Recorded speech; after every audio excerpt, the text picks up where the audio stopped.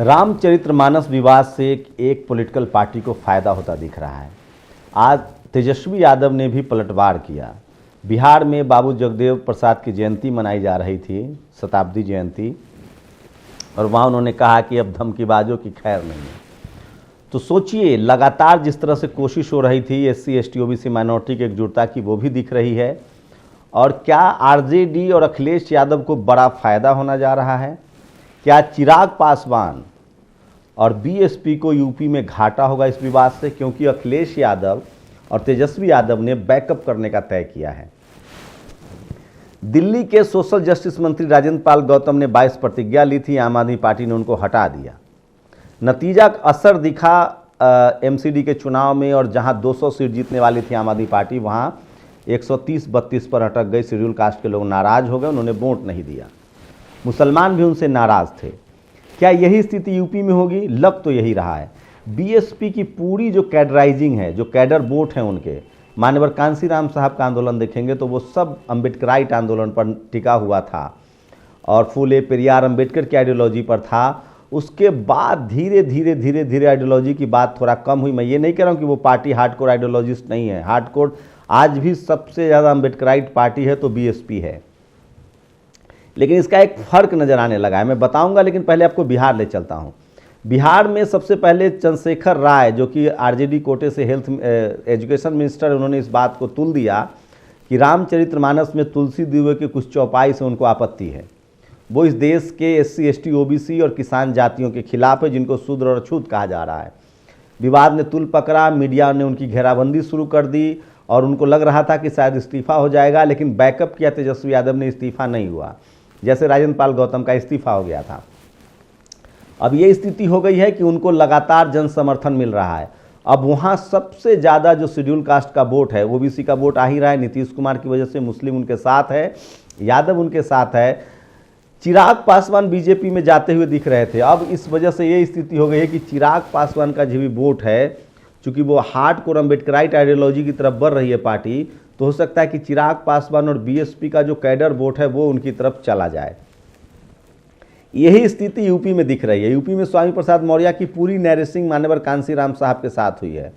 उन्होंने मोर्चा खोल दिया है। अखिलेश यादव ने उनका प्रमोशन भी कर दिया। अखिलेश यादव ने खुद को भी कहा कि क्या मैं शूद्र हूँ, घर क्यों धुलवाया गया था। इसका मतलब है कि इन लोगों को पता चल गया है कि धर्म के नाम पर सवर्ण समाज का वोट तो किसी के पाले में जाएगा नहीं। सोचिए, जब सवर्ण समाज कांग्रेस को वोट नहीं दे रहा है तो वो सपा बसपा को, RJD को क्या देगा। वहीं अखिलेश यादव के अलायंस है, कम्युनिकेशन जो कॉम्बिनेशन है, वो जाट गुर्जर वाला कम्युनिकेशन चला रहे हैं। उन्होंने जाट समाज से, गुर्जर समाज से वो नेता प्रोजेक्ट करने लगे हैं। राजकुमार भाटी बड़े चेहरा हैं गुर्जर समाज से, जाट समाज से भी उन्होंने कई सारे नेता उनके साथ ही रहते हैं 24 घंटा। अगर BSP का जो 18 से 20% कैडर वोट है, जो हर किसी कीमत पर BSP के साथ जाता था, जो भारत में सबसे ज़्यादा अम्बेडकराइट है, सबसे ज़्यादा प्रशिक्षित वोट है, अगर अखिलेश यादव और चंद्रशेखर आज़ाद के वजह से उस तरफ चला गया, तो मुस्लिम, OBC और दलित वोट का एक कॉम्बिनेशन है जो विनिंग कॉम्बिनेशन होगा, जो पिछले विधानसभा चुनाव में अखिलेश मात खा गए थे। चंद्रशेखर आज़ाद ने एन मौके पर आके जिस तरह से मीडिया के सामने अपने आप को ह्यूमिलिएट महसूस कराया, उसके बाद लोग नाराज़ हो गए थे। उसके बाद भी देखिए, दो चीज़ें याद रखिए। मुस्लिम समाज किसी कीमत पर BJP को वोट नहीं देता है, वो उस पार्टी को वोट देता है जो BJP को हरा रहा हो। शेड्यूल कास्ट वोटरों की स्थिति लगभग यही है, वो अब उस पार्टी को वोट देते हैं जो BJP को हरा रहा हो। और बिहार यूपी में ये बड़ा फैक्टर है, और इसलिए मुझे लगता है कि अब तमाम गैर सवर्ण नेताओं को लग गया है, यहाँ तक कि कांग्रेस को भी लगता है कि उनको वोट सवर्ण समाज के लोग नहीं देते हैं। इसीलिए वो अब दलित अपना मुख्यमंत्री बनाते हैं पंजाब में, या दलित अपना प्रेसिडेंट बनाते हैं। एक बात तो तय है कि यूपी में जिस तरह का स्टैंड लाइन ले रहे हैं अखिलेश यादव, शेड्यूल कास्ट का 10% वोट भी उनके तरफ और गया तो BSP का नुकसान होगा। BJP को ज़्यादा नुकसान इसलिए होगा क्योंकि OBC उनसे हट रहा है, टूट रहा है। सोशल अवेयरनेस भी लोगों से बढ़ा है। धर्म के नाम पर उनके साथ सवर्ण वोट आएगा, OBC का वोट आएगा, लेकिन अगर शेड्यूल कास्ट वोट जाता है तो बिहार में BSP को नुकसान हो सकता है और चिराग पासवान को बिहार में नुकसान हो सकता है, क्योंकि शेड्यूल कास्ट के लोग अब किसी कीमत पर BJP के साथ कम से कम दिखना नहीं चाहते हैं। अगर BSP चाहे भी तो गठबंधन नहीं कर सकती है BJP के साथ, चाहे भी तो। नहीं तो हाथ का भी जाएगा, पैर का भी जाएगा, क्योंकि मुस्लिम्स किसी भी कीमत पर बीजेपी के साथ दिखने वाले नेता को वोट नहीं करेंगे, दलित समाज के लोग वोट नहीं करेंगे, क्योंकि सबसे ज़्यादा उनका हक अधिकार छीना जा रहा है। ओबीसी जिस तेज़ी से बदल रहा है, सबसे चौंकाने वाली बात है, रामचरितमानस में सारे ओबीसी के नेता हैं। चंद्रशेखर राय ओबीसी से आते हैं, मौर्य ओबीसी से आते हैं। वही जाति जनगणना का भी फैक्टर है। अखिलेश यादव लगातार उसको लेकर बात कर रहे हैं, तेजस्वी यादव उसको लेकर ज़्यादा बात कर रहे हैं। मैं फिर कह रहा हूँ कि बेहतर तो सबसे ज़्यादा होगा कि सपा बसपा का गठबंधन हो, तमाम छोटे दलों का गठबंधन हो, लेकिन अगर ऐसा नहीं होता है और जिस तरह से मंडल बनाम कमंडल, सवर्ण बनाम गैर सवर्ण का अखिलेश यादव स्टैंड ले रहे हैं, अगर शेड्यूल कास्ट का वोट उनकी तरफ जाता है तो वो फायदे में रहेंगे। जो उनका वोट है वो भी आएगा, शेड्यूल कास्ट का वोट ऐड होगा। बिहार में भी ये होता दिख रहा है। इस लिहाज से कैलकुलेटिव, मैं फिर कह रहा हूँ, गुना भाग करके अखिलेश यादव रिस्क ले रहे हैं, तेजस्वी यादव रिस्क ले रहे हैं। नहीं तो मीडिया, जो ब्राह्मण पत्रकार हैं, जो टीवी अखबार है, वो जिस तरह का स्टैंड ले रही थी, जिस तरह का दबाव बना रही थी, स्वामी प्रसाद मौर्य को इस्तीफा देना पड़ता या पार्टी से निकालना पड़ता, जैसे पहले लोटाराम निषाद को निकाल चुके थे अखिलेश यादव, अब वो ऐसी गलती नहीं दोहराना चाहेंगे।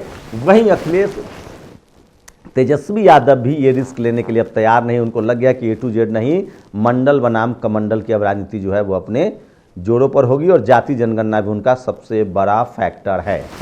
अब ऐसे में सवाल है कि क्या इस एनालिसिस से आप सहमत हैं? असहमत हैं? मैं फिर कह रहा हूँ, दो ऐसी कम्युनिटी हैं इस देश में, मुस्लिम कम्युनिटी और शेड्यूल एससी समाज, वो किसी कीमत पर बीजेपी को वोट नहीं देना चाहता है। अब ओबीसी में भी 60% ओबीसी अब लगभग तय कर चुका है कि उसके हक अधिकार छीने जा रहे हैं।